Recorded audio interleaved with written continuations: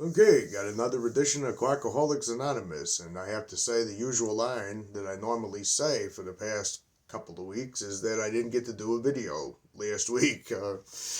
And I'm going to say my usual line of lots of things going on. But do have printer paper in front of me today, and I needed it because I have a whole lot of notes for this particular episode, which is one I couldn't do in the past couple of videos because Amazon didn't ship printer paper and I just kept forgetting to go to the places that sell it. Plus, I've been very busy with overtime and a lot of other stuff with work-related things. Before I get started, I always want to do a quick shout out to the other content creators who are heavily critical of AA, but also they have different approaches that I might want to highlight and point out, like Burn the Stigma, who's got the Recovery Rebellion podcast, not prodcast, but podcast, and the other channel that's just simply Burn the Stigma has a lot to do with harm recovery. And as a matter of fact, that has given me kind of an idea of something I do want to talk about because the media has been trotting out all these articles lately. You know, there was an overdose death, harm recovery just doesn't work. And it always pisses me off when I see that, and it always pisses me off when I see another article that's saying, you know, is harm recovery just a failure after all? Because they've been conveniently ignoring that for the past 50 some odd years that AA has been a complete institution due to the early 1970s with Marty Mann doing her thing. AA has had a massive and utter failure rate and has continued to have an utter and massive failure rate, but it's never talked about. They didn't talk during the COVID pandemic with the skyrocketing alcohol abuse cases in this country about is AA not effective. But with harm reduction, they will do it every single time. They don't address the more deeper issues like what is going on in the city of Portland or places like that versus places that decriminalize drug use in other countries. And they don't look at the nuances and the finer details as to what's happening that might have something to do with it. Now, the media loves its false dichotomies. They love its 50-50 thing. And I'm sure the recovery industry, with its billions of dollars in rehabs and halfway houses and drug courts and all the other kinds of things that it does, has more than enough resources to lean on a few journalists and say, run out another harm reduction is just bad article in comparison to AA, which has a very shitty success rate. But I don't want to get on a long tangent with that. I did get invited with the possibility, if I ever figure out the technical sides of it, of maybe doing a dual dual show with Sobriety Bestie. I didn't get to mention her channel just yet. If I do figure that out, I'd be more than happy to jump on board with that. It's like a couple of other people who are anti-AA, or I guess you could say critical of the 12 steps, or even pushing alternative methods like harm reduction, that have asked me for maybe doing a shared episode, collaboration, where it's the two of us talking. I've had people ask me if I would be willing to do one with Burn the Stigma, and Bobby C tried to interview me one time. Check out his channel too in the comments below, and I would love to do all of that. I never know when I'm going to get to do a video, and I never know when I'm going to get to do one of these, and I never know if it's going to be early in the afternoon or late at night with my crazy hectic schedule. And I do believe that the collar of my shirt was inside. So it was bothering me. I had to fix that. And but for today's video, there's something that really was grating on my mind, because there was a quote from the AA Cult or Cure where it said that Bill W. never stopped really viewing addiction to alcohol in particular, as a sin. Which, yeah, I agree with it. I've been saying for a very long time that AA is a religion, and worse, it's a cult religion. And it's a religion with a dogma of its own, while it does its little tap dance and says, no, we're not a religion, we're spiritual. You can believe in whatever you want to in here, so long as it lines up with AA dogma, and so long as it agrees with all the Bill W.'s dogmatic bullshit, and so long as you're going to meetings and doing steps and having sponsors and participating in the sick, toxic culture of AA, you can believe in whatever you want. But one thing and I've got paper everywhere here because this room is kind of small, because I had to pull up a whole bunch of notes for this one. So I'm going to be doing a lot of glancing down at a lot of printer paper. It's a good thing I got printer paper, right? But this comes from the Family Afterward, and I used to hear it read in meetings, and it used to almost always piss me off. But then again, what's not read in AA meetings that doesn't piss me off? And I do want to back up and say some of the other content creators I give shout outs to on here, like Thrive Alcohol Recovery and others, they're not all focused on attacking AA like I do. I have my own kind of unique approach to this where I just, no holds barred, go after them. You know, their dogma, their nonsense, the toxic culture, the whole fucking thing, which I happen to detest. But this comes from the Family Afterward, and it says, "But it is clear that we made our own misery. God didn't do it." Bill W. speaks for God, even though you can have whatever God you want to. "Avoid, then, the deliberate manufacture of misery, but if trouble comes, cheerfully capitalize it as an opportunity to demonstrate his omnipotence." Oh, but it's not a religion, folks. You can believe in whatever you want. You can believe in a doorknob. You can believe in a coffee cup. You can believe in a sacred hollow vape right here. That hollow beat is the vape's name, and it didn't give me a good draw there. But anyway, the very program that says God could and would if he was sought, and we never apologize for depending on our Creator, tells you you can have whatever God you want to at any given time. But by the way, if you're having any misery, it's your fault. God didn't do it. Even though God reaches into your brain beyond space and time and removes your obsession to drink.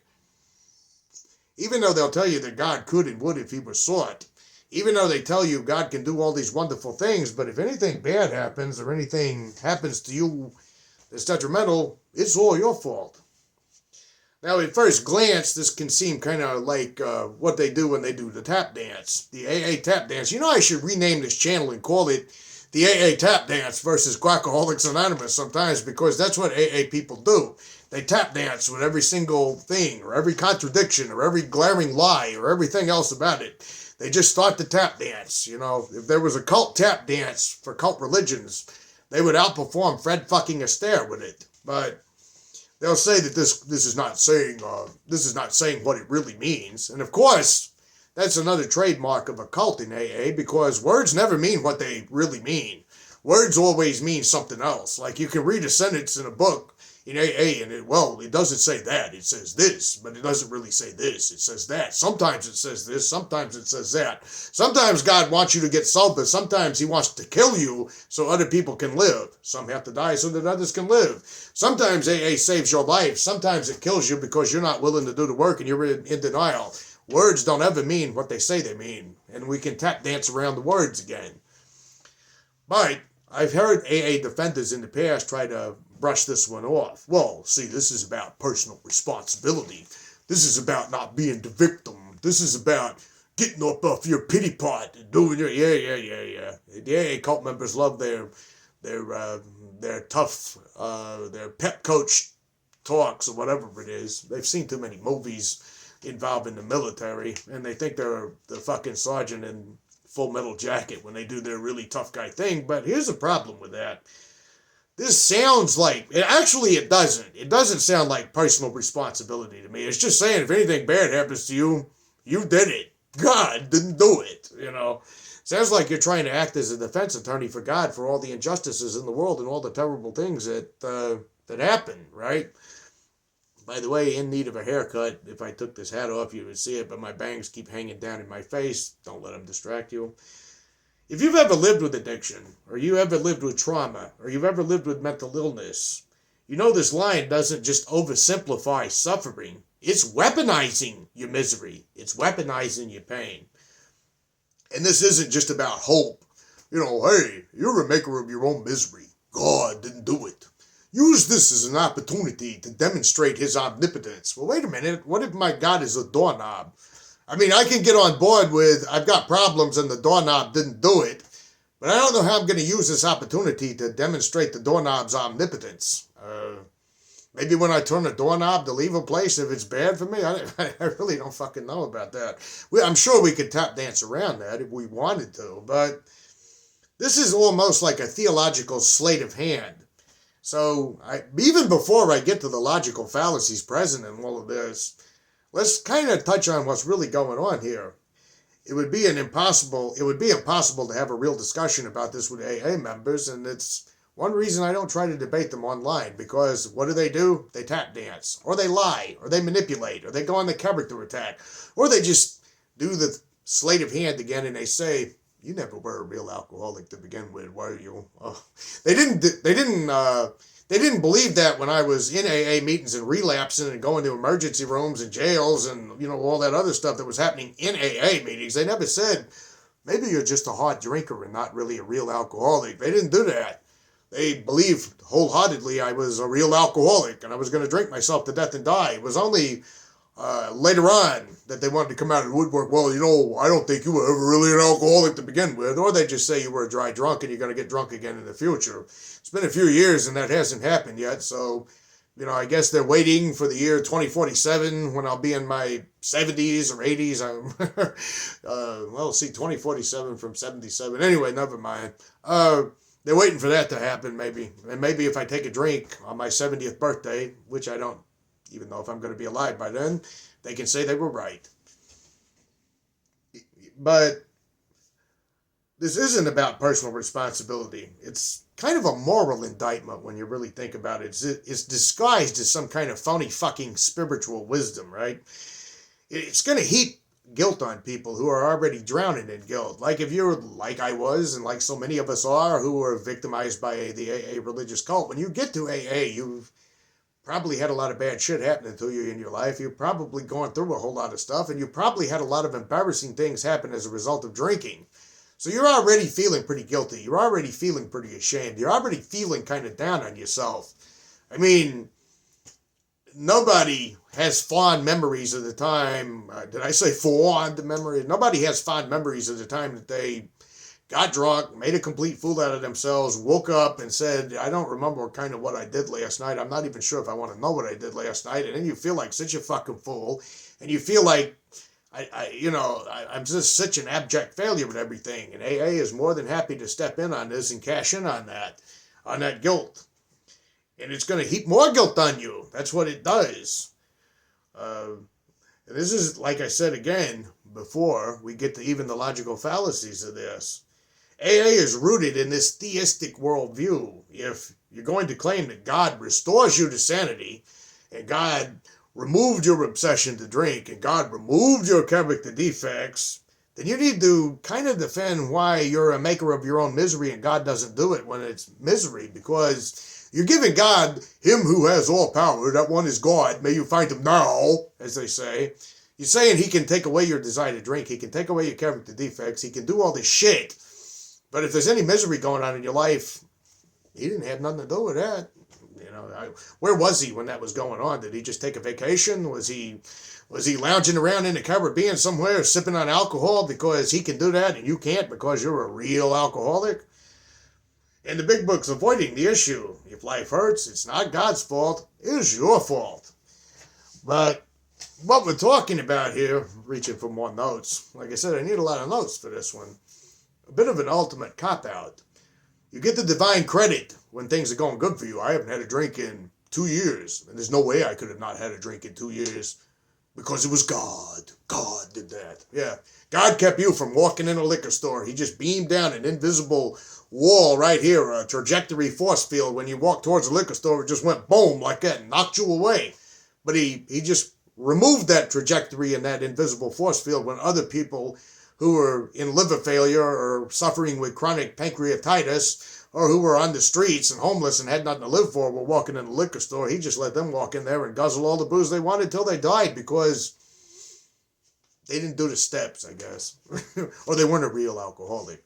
Or they were a drug addict. I actually saw a AA Cult Defender use that on somebody else's channel not too long ago, and when I made a comment on their channel about it, the comment just vanished into thin air. Like a lot of subscribers have been telling me on here, their comments just vanish into thin air. So does mine. Because you say, well, this program doesn't help drug addicts. It helps alcoholics. Oh, so God is such a weak, ineffectual God. He can't do anything but help a tiny little percentage of the population who kiss his ass and lick his boots and do steps all the time. The rest of them are just shit out of luck. And by the way, the program was not designed. It was stolen. It was stolen from the fucking Oxford group. So nice job tap dancing. The program doesn't work because, where's my tap dance shoes? Let's get over here. Oh, It's for real alcoholics only. Right. Imagine saying to a rape survivor, imagine saying to a war veteran, imagine saying to a child that's raised in a violent home, imagine someone who gets cancer or someone who experiences a traumatic event because they got hit by an out-of-control car on the interstate, or imagine someone living in a country that gets bombed all the time that has nothing to do with what the governments are doing up there at the top. You're just a maker of your own misery. God didn't do it. Isn't that wonderful? Isn't that comforting? And of course, we got to do another AA tap dance. He's just talking about alcoholics. He was just talking about personal responsibility. Words on the page don't mean what they say on the page. The page is open to interpretation, unless it's not. You go around in AA and you say the wrong thing. You say, well, see how this topic jumped out to me. It meant this. And then the AA old-timers are going to jump in and they're going to say the book was meant to be read as it was written. The book is in black and white. You can't read in between the lines. You got to do it exactly as it was laid out or it doesn't work. So sometimes you have to take it literally. Sometimes you have to interpret it. Do you know which times exactly? Because I might get confused. If sometimes I can interpret it and sometimes I have to take it literally, I might need some kind of guidebook, some ruler, some footnotes. Hey, this paragraph is meant to be interpreted. This paragraph is meant to be taken literally. But it doesn't really matter. If you got 20 years in the AA program, you can interpret all you want. You can tap dance and toe dance and ballet around the fucking issues all you want to and say all kinds of shit. If you're a chronic relapser and you don't take it literally or take it in or you interpret it, you're doing it wrong, no matter what.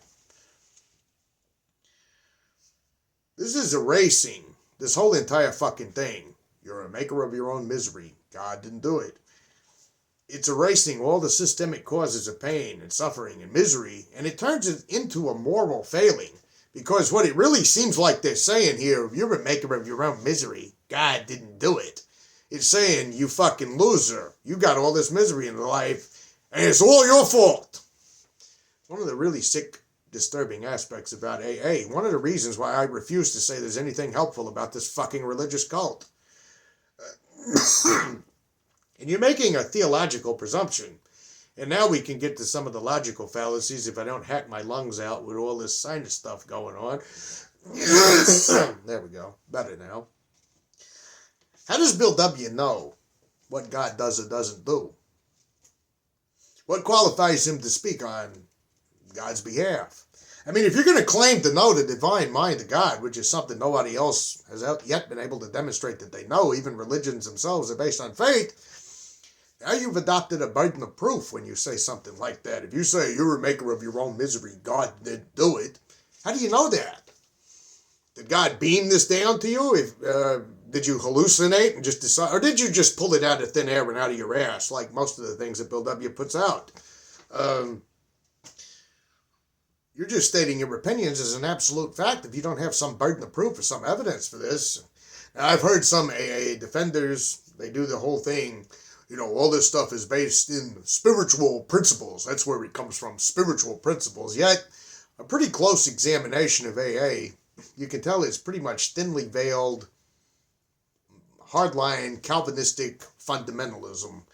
Basically, I mean, it's more or less telling you sex is bad for you. It's more or less telling you gotta do all these other kind of things that are just basically the 7 deadly sins and all this other bullshit underneath the surface.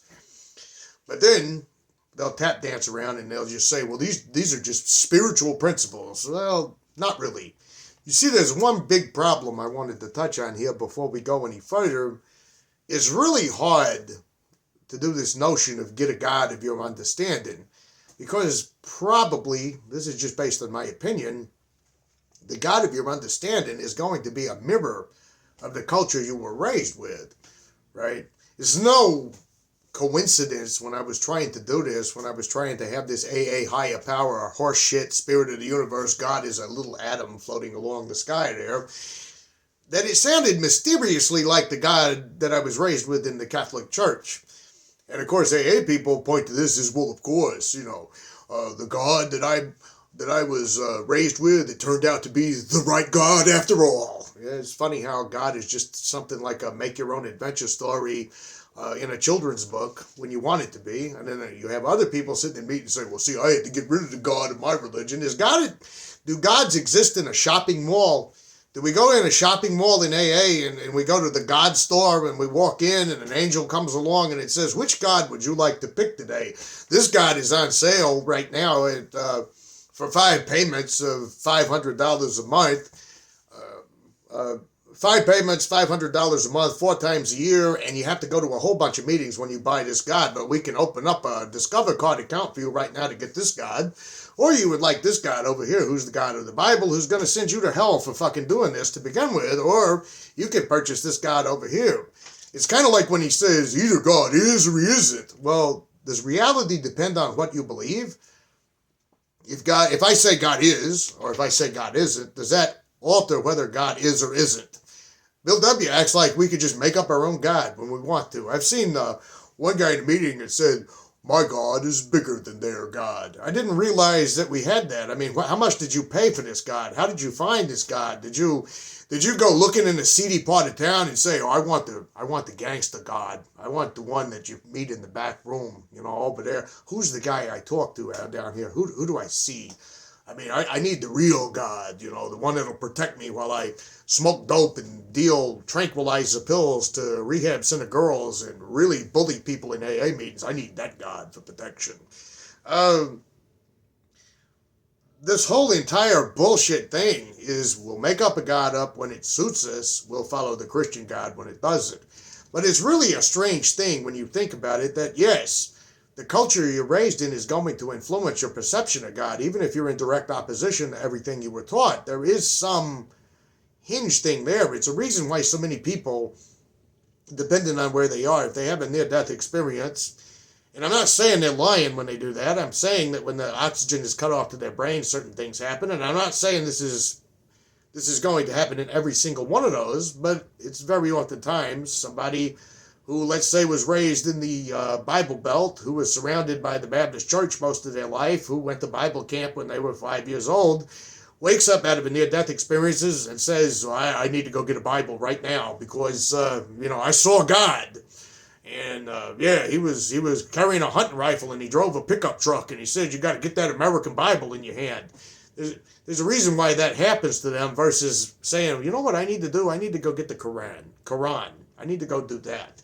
It's because a large majority of the time, people in these near-death experiences see what they expect to see. And it's no accident that when you go looking for God in this so-called get a God of your understanding, it seems to mirror the religious God that you were raised around. Now, I've seen people in AA say things like, I wasn't raised around any religion at all.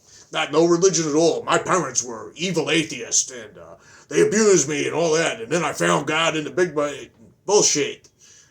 Culture itself kind of perpetuates an almost religious message if you really think about it. How many movies, TV series, and everything else do we see kind of a underlying horseshit moral message with it? If you tell a lie, it's going to come out. If you steal from somebody, it's going to come back to you. If you encounter a whole lot of money in an action movie, but it's dirty criminal money, you're not going to get to keep 1 penny of it. You're going to lose it all. You're going to do like Liam Neeson in The Transporter, where he's got the briefcase full of all that money that could save him from bankruptcy, and it all gets blown away off the train. Or like at the end of Congo, when Laura Linney has the precious, valuable diamond and just tosses it into the wilderness like that, right? Money's bad, bad, bad, bad, bad. You got to choose to be broke and poor. And this message comes from millionaires who make films. There is an underlying thing that I even heard an Israeli scholar talking about. She said America doesn't realize how deeply Christian it is from time to time. I mean, not from time to time. What am I saying? It doesn't realize how deeply Christian it is underneath the surface. Like you watch an Italian series like Gomorrah, where there is no kind of message of, the good guys always win, the bad guys always lose. Or you even look at these types of films where the bad guys triumph, it still has the same kind of ulterior messaging.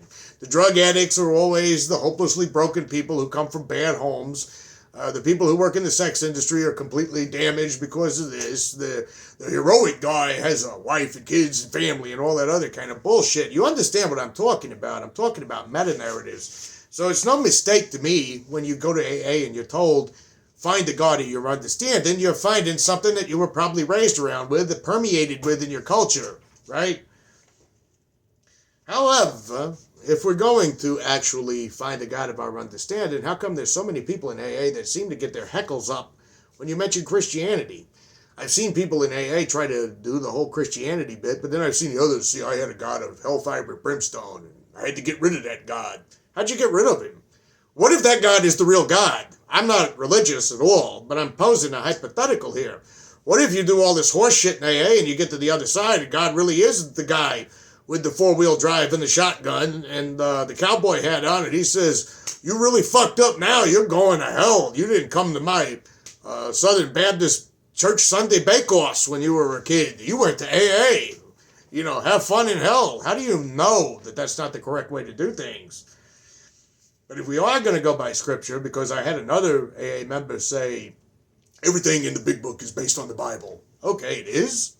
Well, it sort of goes against that. You see, I was a neurotic Catholic kid before I hit puberty, and then I had a lot of complications because the Catholic Church really comes down on you hard if you have sexual desire. And when you hit 15 and 16 years old, there's only one thing you're thinking about, or at least I was thinking about, I should say, and that's girls. And that was even harder to be ultra-religious. But I paid attention more to the church. You know, there's some truth to the stereotype that Catholics don't really read their Bible, but fanatically religious people actually will, or at least in my case, and they'll read the catechism, and they'll spend time seeking the priest. The priest were probably thinking, when's this fucking annoying kid going to go away so I can get another glass of wine and maybe another altar boy? I never saw sexual abuse, but we know it went on.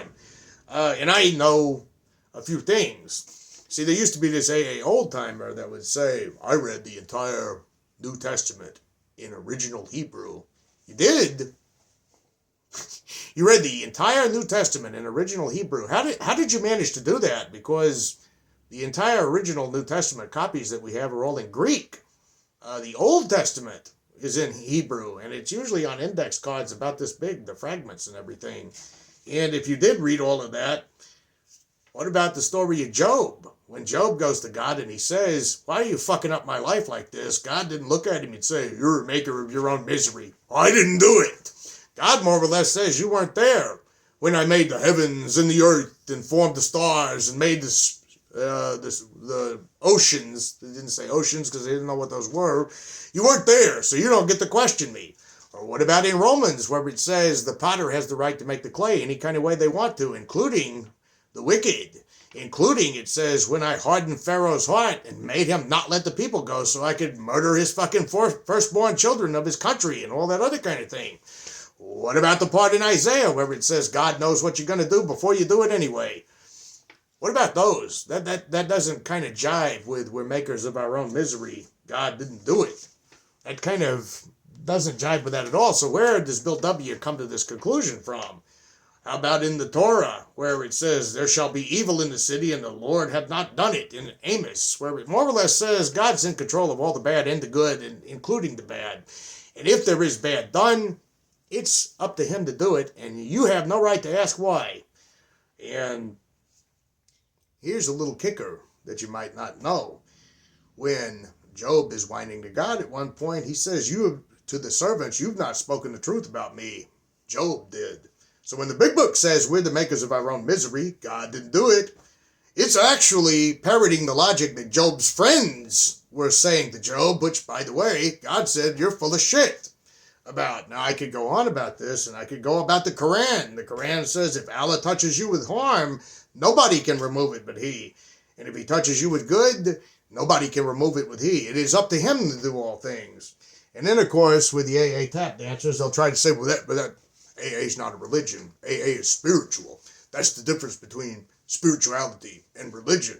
Except you have a so-called spirituality that is assigning attentions to God, tells you what God wants you to do, tells you what God can't do, tells you what God wants you to do, and punishes you for not doing those things. Now, this is usually when they do another AA tap dance, and they say, whoa, I'm not talking about a God of religion. I'm talking about the God of the universe. The God of the universe. And who is that? If you can prove to me that there is a God of the universe, then you have to prove to me that this God wants you in meetings, wants you doing inventories, wants you telling everybody who's having problems that they're makers of their own misery, and that the universe didn't do it. Well, yeah, the universe didn't do it because the universe doesn't give a shit. At least not to any understanding that I have. Unless you can demonstrate to me that the Horsehead Nebula, thousands of light years away, gives a shit about me buying a bottle of vodka, I'm inclined to agree. But when AA members say, well, I believe in God as the universe, nature, or energy, cool, then how do you square that with a book that says that he listens to you, that he forgives you, and that he restores you to sanity and requires you to do his will, and that your real purpose is to serve him? You know, our real purpose is to serve God, be of maximum service to others, which means recruiting, cult recruiting. Because they're trying to slap a vague spiritual label on what is very clearly this Judeo-Christian God template, while trying to avoid the theological baggage. See, they have to make AA appealing to everybody by sucking them all in and saying, we don't believe in any God, we just believe in the God. The God that happens to be the God that built up you, the God that kind of contradicts what the Bible itself says, what the Quran says. And in Buddhism doesn't say, you're a maker of your own misery, God didn't do it. You know, if you're going to look at Buddhism literally says life in of itself is misery. And misery comes from attachment. So it doesn't square to try to do the duck and dive and duck and cover and say, this is just a spiritual program. It's obviously a fucking religion. But let me get this straight. God is the universe, but God is also a celestial therapist who wants you to surrender your will to him. He's everything or he is nothing. But he still needs you to write a moral inventory, or he just won't restore you to sanity. He's both impersonal energy, but he's this micromanaging higher power that gets you a parking space in a parking lot who cares about how honest you were in step 5 and will strike you with drunkenness because in step 5 you left something out. You didn't tell that story about the candy bar you stole from the little kid in 1st grade. So guess what? Have a bottle of vodka, get yourself fucking drunk, and then I'm going to tell you, you did it to yourself. I didn't do it. God's kind of a bizarro, is he not? And that's not pantheism. That's not God is the universe. This is theological cosplaying is all it is.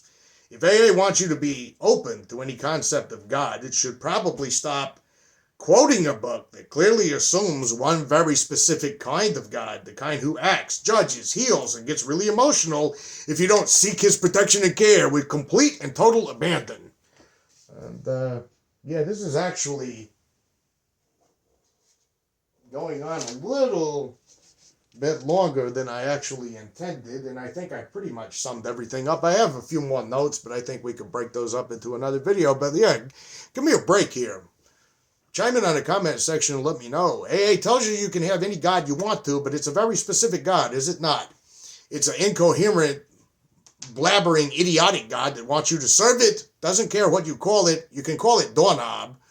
You can pick and choose it, but it's going to punish you with drunkenness for not obeying it. I've never had a doorknob try to punish me with drunkenness. I've never had a doorknob hand me a bottle of liquor, you know? But I'm going to wrap this up with subscribe a comment because I feel I'm veering off into a very long thing here. But I guess I need a closing paragraph to wrap it all up. So the next time someone tells you that AA's God is the real deal and you can have any kind of God you want, just remind them. The God in the Big Book is a spiritual equivalent of a choose-your-own-adventure children's book. Pick your favorite deity, project your hopes, project your biases and your prejudices and everything else onto it, and boom, you got yourself a good case of divine intervention. Just don't expect Bill to prove that this God actually exists or has a coherent personality, because that's going to ruin the whole tap dance for the magical spiritual trick. Pay no attention to that cult member behind the curtain who's a fucking lunatic typing up a big book, right? And now I'm going to close with a subscriber comment. Anyone who's gone to more than a dozen or so meetings and say they do not see that the bullying behavior directed at relapsers is at best being intellectually dishonest or at worst bald-faced lying. It's ingrained in narcissistic 12-step culture. The very structure of the abusive sponsor-sponsee relationship demands that attitude. Call me before you drink, not after. It's cold, it's cruel, and it's childish. We can thank the quack, Dr. Silkworth, for the rock-bottom toxicity and the total garbage. Yeah, Quack, the degenerate little dictator of Towns Hospital, was an embarrassment among his peers, and his ridiculous and contemporary debunked pet theory of the allergy was ridiculed and known to be trash. We can also thank the Quack for lifelong abstinence. He's the one who gave us that nightmare. When I think of Silkworth, I think of the Joker's doctor, except he was more legitimate. I'm first-hand experiencing the abuse and cruelty from AA, as it was in AA and Al-Anon that destroyed my family. For years they've been poisoning my wife's mind and making her hate me as I'm an active alcoholic because I'm on the Sinclair method. And I haven't hit bottom, and I haven't surrendered on my knees to God, you know, the doorknob, or any other God you want to choose, who just happens to think like Bill W. The reprehensible and total garbage literature, the old-timers who keep the rock-bottom myth alive through the gaslighting and propping up the false narrative that in all of their years they'd never seen someone go back out and their life get better. I've heard that lie too, and I just want to interject. The reason you never hear nobody come back and say that it got better out there is because the people who leave and their lives get better, they don't need to come back. Okay. And they conclude with the best way to conclude this video. 12 Steps is a criminal, disgusting organization that needs to be exposed the same way Synon was. And I will see you guys next time. I did not expect to talk this long. And yeah.